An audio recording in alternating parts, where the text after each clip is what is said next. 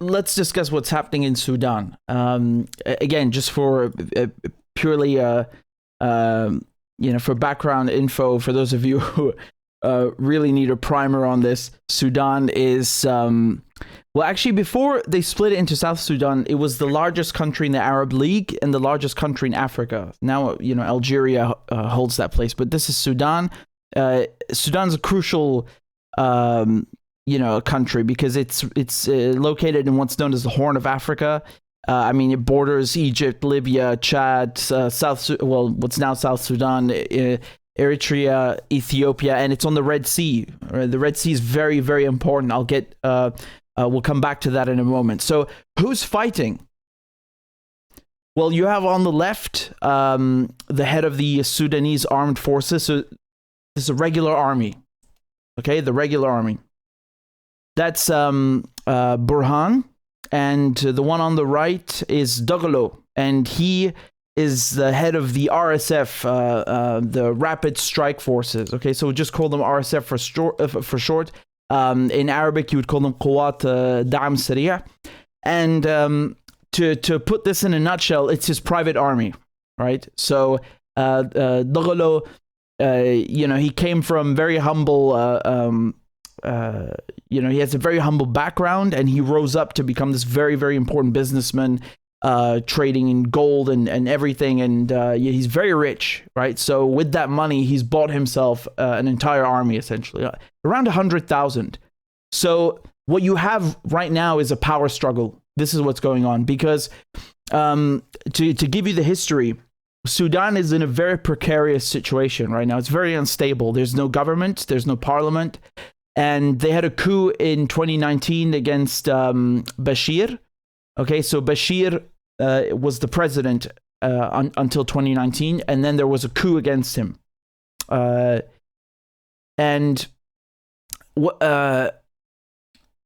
you had another coup in 2021, and they teamed up together, actually. So the guys that are fighting now on the screen, you can see on the left Burhan, again with the army, and on the right Dagalo with the RSF. They were friends, right? They were or bedfellows, let's say, until just a few days ago. These guys were working together, and they worked together to overthrow, the process in 2021 and take power, right? So they took power, and for the last 2 years, they've essentially been hashing out how Sudan will transform from military rulership to civilian administration. Okay, so.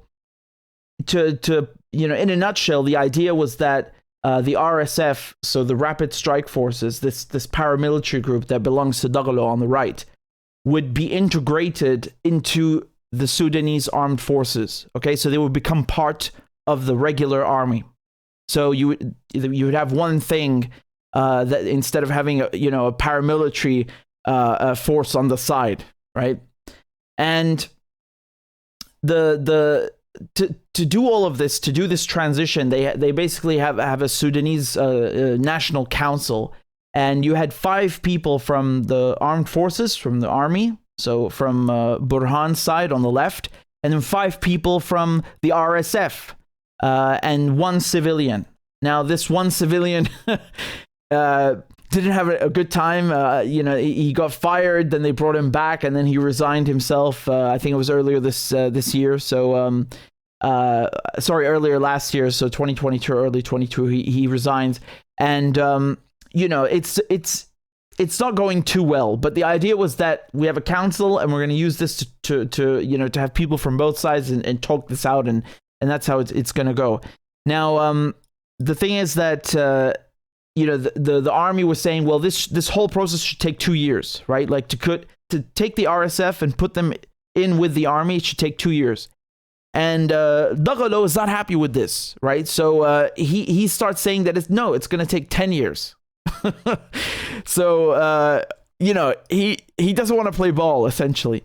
And before I go any further, I just wanted to show you a short paragraph. This is not a new article, mind you. This is, I think, from 2019 from the BBC, and they kind of outline what I just told you about Dagalo. You might be confused because here they refer to him as Hemeti. It's the same person, right? He just by two names, right? So Hemeti or Dagalo. And they say that in 2003, as the Darfur rebellion began to gather momentum, Dagalo helped mobilize clansmen to fight alongside the government forces, okay? And that earned him the support of President Bashir. He became leader of the border guards, which was a bunch of militias supporting the government. And then in 2013, we have the RSF created.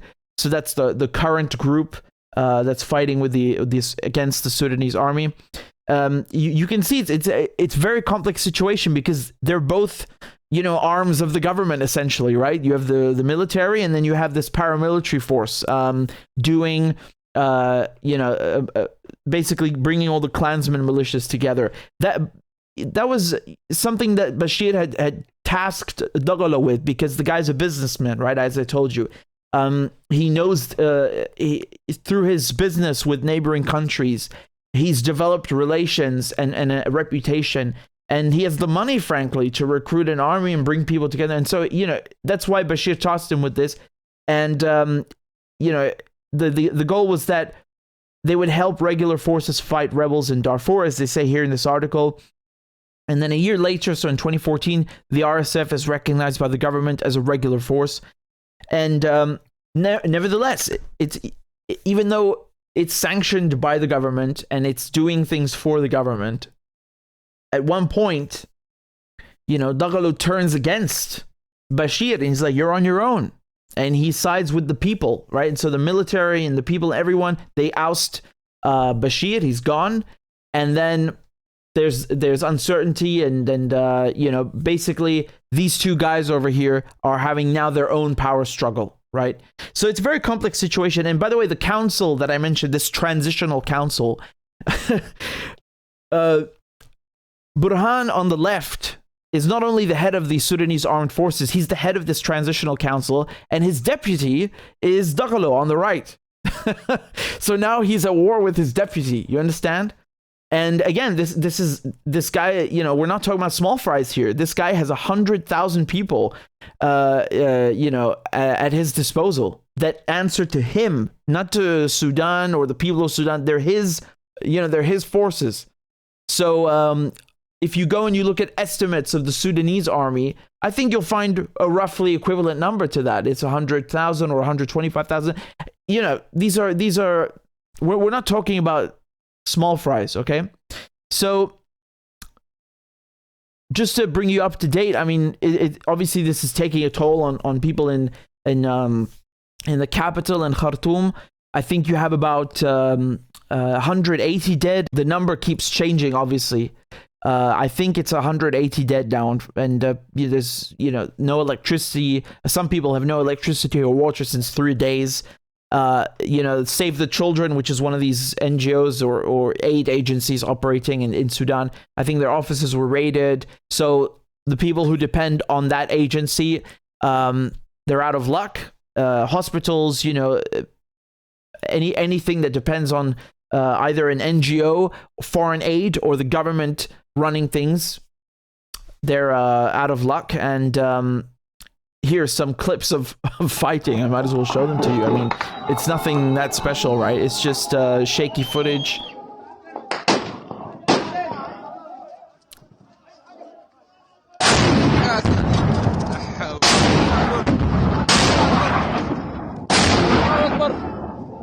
Well, I just want to show you this very quickly over here. You can see what I just told you, that the RSF wanted to delay the integration for 10 years. But the army said it should happen in 2 years.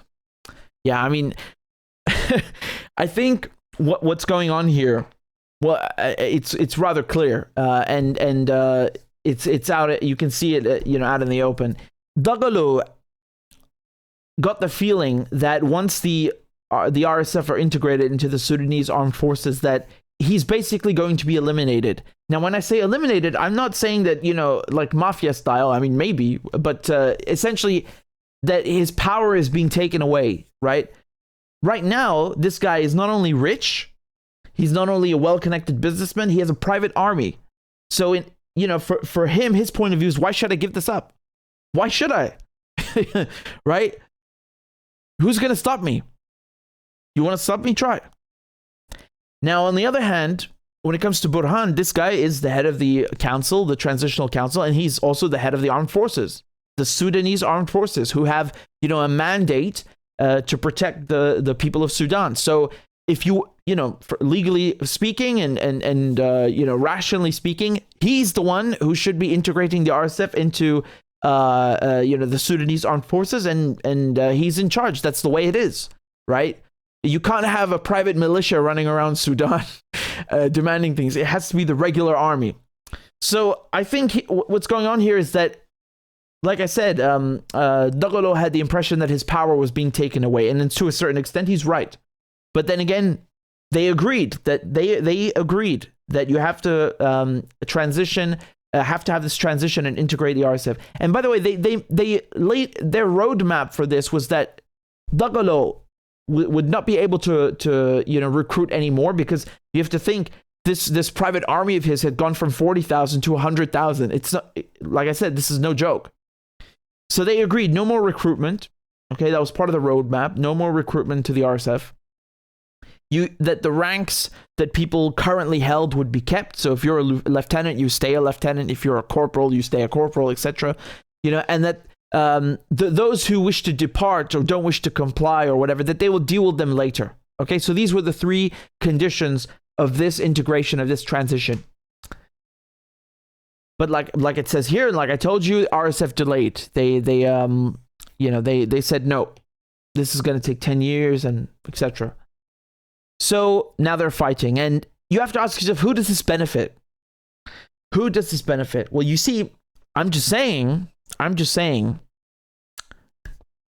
2 months ago, both the RSF and the army gave Russia the okay to build a military base, a naval base in Sudan, at Port Sudan on the Red Sea. Let's be clear, these guys are at each other's throats. All right? There's a power struggle going on here. Who is set to gain from all this when these two guys start fighting? Because you have to understand something. When they agree to let Russia build a port, it still has to be ratified by a civilian government. Okay, so you can see here, this is from ABC News. This is 2 months ago, right? February 11th, 2023. You've got Lavrov over here. And they say Sudan's ruling military concluded a review of an agreement with Russia to build a Navy base on the Red Sea. They said the deal was awaiting the formation of a civilian government and a legislative body to be ratified before it takes effect. Okay? So one official said that they cleared all our concerns and the deal has become okay from the military side.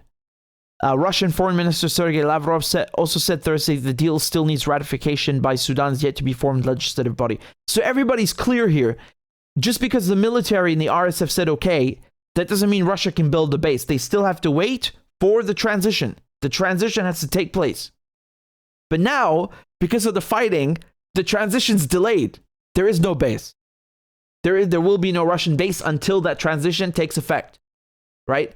So even if tomorrow morning you have a ceasefire, who the hell knows how long it's going to take these guys to hash things out and get everybody back, to sit at the table and this is not a joke, diplomacy and making it, and peace talks. It's very, very difficult. And these guys they're already at each other's throats, right? So you can see from this agreement that Russia would be allowed to set up a naval base with up to 300 Russian troops and to simultaneously keep up to 4 Navy ships, including nuclear-powered ones. And in exchange, Russia would provide Sudan with weapons and military equipment. This agreement would last for 25 years and then automatically be extended for 10 years if neither side objects. So you can see down here, Dagalo, commander of the RSF, held talks the previous February, so that's February 2022. Dagalo had held talks with senior Russian officials in Moscow, and then upon returning from his trip, he said that the country does not have any objections to Russia or any other country establishing a base on their territory, as it poses no threat to Sudan's national security. And if any country wants to open a base, and it is in Sudan's interests and doesn't threaten our national security, we have no problem dealing with anyone, Russian or otherwise. So why is this important? Because you can see from both sides, from Burhan, from the military, and from Dagalo, the RSF. So both, again, just to be clear, both of these guys, they are both fine with Russia building the base. But they have to get the transition over with and form a civilian government and hand the keys over to a proper government and a legislative body and all this stuff. And it's not happening now. It's not going to happen because now there's a war. These guys are fighting. So who benefits from this? Just ask yourself this question. I'm not saying anything. I'm just saying. All right? I'm just saying. Now, again, let me. Why did I show you this map? This is not to give you guys basic geography classes. You should do that on your own time. But you have to remember, this is the Red Sea we're talking about. The Red Sea. This place right here. This is not just, a nice place to sail your boat. This is the most vital shipping lane on the planet. On the planet. This is all the trade, all the commercial ships, everything that matters comes through the Red Sea. Anything that matters comes through the Red Sea, right? Remember, Israel and France and Britain went to war. They went to war with Egypt over the Suez Canal. This is no joke, okay? Because it's a vital shipping lane. It's the quintessential shipping lane. And everyone wants to have a foothold here. It's not just about commerce. It's about having, being able to protect your own and also have influence in the region. Mind you, the Iranians, how long have we talked about the secret tanker war on this channel, right? I've done so much reporting on the tanker war between Iran and Israel. So, Iran would send fuel to Syrian civilians who are being crushed by sanctions. Oh my God, what a crime. And the Israelis would just sink it, screw you, because that's what they do. And then the Iranians would hit an Israeli-owned ship, as a response. Like, okay, you want to do this, we can do this. And it goes back and forth, and, it doesn't really accomplish anything, but it's there, it's happening. And, you've got the Strait of Hormuz, which is also important. You've got the war in Yemen. Again, Yemen. The Horn of Africa and Arabia, this entire section right here. Why do you think everybody is trying to gain a foothold there? Now, the thing that upsets me is that, look, the Russians and the Chinese, how many military bases do they have? You can count them on both your hands, right? Nothing. The Americans have 800. Africa has 54 countries, and in 50 of those countries, the Americans have military attaches, right? They've got they're not just sending normal diplomats; they're military attaches, and they've got a huge drone base in Niger that I think most Americans don't even know they've paid for, right? And the Americans, for how long have they messed with Somalia? They've destroyed that country, massacred the civilians in that country, wrecked it, blown it to pieces, right? Somalia. Who has a big giant base in Djibouti? The Americans. Who funded the war? Who made a profit from the war in Yemen and armed the Saudis? The Americans. Who is messing with the entire Horn of Africa since several decades? The Americans. And so the thing is that because the Americans do it, the Chinese and the Russians are looking at it. If we don't do anything, we're going to get screwed. And so now the Russians have to go and put a base on the Red Sea. Now you have somebody else, planting their feet there. And then the Chinese are probably going to do the same. I mean, you remember we were talking about this where was it again? Blimey, I reported about this. You remember was it the Solomon Islands? Where the Chinese wanted to put a base and then they got very angry. The Americans got very angry and they sent a delegation and everybody got their panties in a twist because of it. You see, the Americans doing this has provoked the Russians and Chinese into doing the same. And by the way, the Russians have a base in Syria, in Tartus, but a very, very old base since the 70s.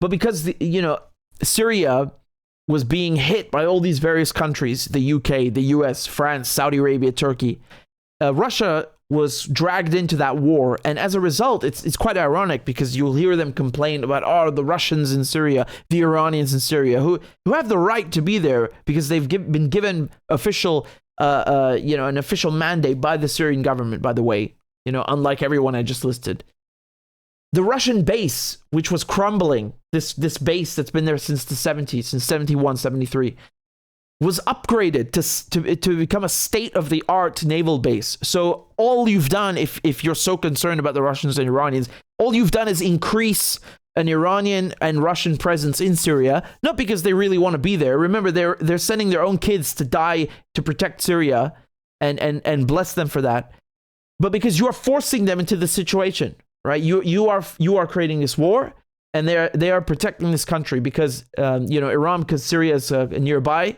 and they already saw what happened to Iraq, and the Russians because they're a longtime ally of Syria, right? So my point here is that going back to Sudan. Sudan is in the Horn of Africa, and the Americans have been wreaking havoc on this region for decades now, right? And for what? For what? What the Chinese and the Russians are guilty of in Sudan is making agreements, not for a naval port or naval base, but basically going around African countries, or if we talk about the Belt and Road Initiative, we're talking about, 120 countries now that have signed up, and making deals with them, right? So instead of invading their countries and stealing their oil, they respectfully make agreements and talk it out. Now, in the case of Sudan, the Russians are exchanging weapons for a naval base, right? But they have said we will not go ahead until the people of Sudan have formed a government. So only once they respect the process, and they're ready to wait. They don't invade the country, put their soldiers there, and just say, screw you, we're building the base. You see the difference? And forget the military aspect. From an economic side, there's gold, there's uranium. China and Russia, yeah, they're interested in mining in Sudan.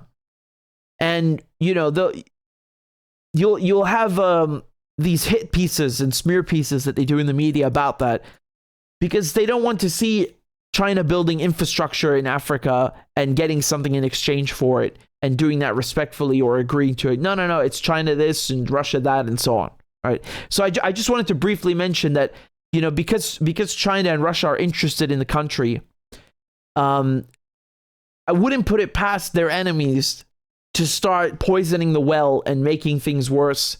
And I'm not saying that that's necessarily the case here, but Sudan, you have to consider, it's already been carved up into two pieces. So now you have Sudan and you have South Sudan. It's already two pieces, right? And what's going to happen now? Are you going to have a third Sudan, one that's controlled by the RSF and one that's controlled by the Sudanese armed forces? This is sad. It's sad because you see the people or the country split into and fractured, and this is balkanizing, as it's called, right? It's a typical divide and conquer that you see that's been carried out, for centuries by European countries. They go to other continents and they balkanize them, and they have different ways of doing it. And they don't do it out in the open necessarily. They don't always show their hand. You understand? So I hope Sudan does not get plunged into something even worse, because like many other African countries, Sudan suffered from colonialism, and as you know, this impedes the country's development. This is not something. It's not something like, oh well, Britain is just going to leave Sudan, so now Sudan will rise up and suddenly get all of the wealth back, and all of everything is undone just like that. It doesn't work that way. It's so easy to just pack up and go and leave the mess for someone else to clean up. It's too easy, right? But here, that's the situation. So this is what's going on in Sudan. This is a power struggle. Dagalo, head of the RSF on the right, and Burhan, head of the armed forces on the left. There was a cutoff date in the last couple of days, but for a long time he's been saying, no, I need 10 years and so on. But God knows what made this whole situation explode in the last couple of days. You should always ask yourself who stands to gain from the situation, and then you'll see things more clearly, with more clarity.